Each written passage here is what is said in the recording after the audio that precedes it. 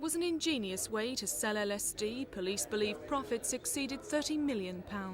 For 4.5 years, this gang manufactured LSD impregnated tabs, which they cleverly disguised in playing cards.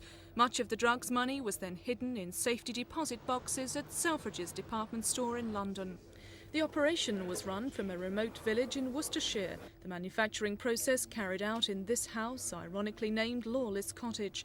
Once the cards were ready, they were then transported easily to London and sometimes as far afield as New Zealand. LSD squares themselves can be quite professionally produced, particularly those coming in from Holland. What was unique in these was the envelopes. If you wanted to identify your product from all of the other products that may well be on the market, the selling of it has to be done clandestinely. So obviously if you could then produce an envelope that looked like a playing card, you could probably sell it quite simply in pubs. So when you get down to the bottom of the distribution train, make life easier, people would recognise what they're getting, they would know that they had a good product from last time. The gang were caught as a result of Operation Donner, launched by drug specialists at Scotland Yard. Officers teamed up with the regional crime squad in Telford and mounted round-the-clock surveillance.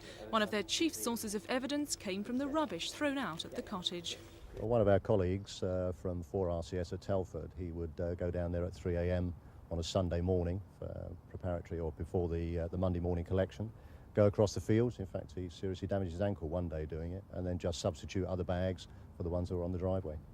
The gang kept elaborate records of their profits and expenses and their manufacturing process.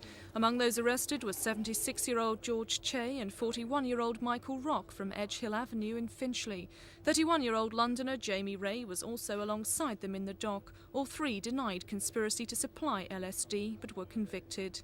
Scotland Yard is now liaising with drugs investigators in America. It's believed the LSD crystals used by the gang were smuggled in from California. This is Sharon Doughty for Thames News.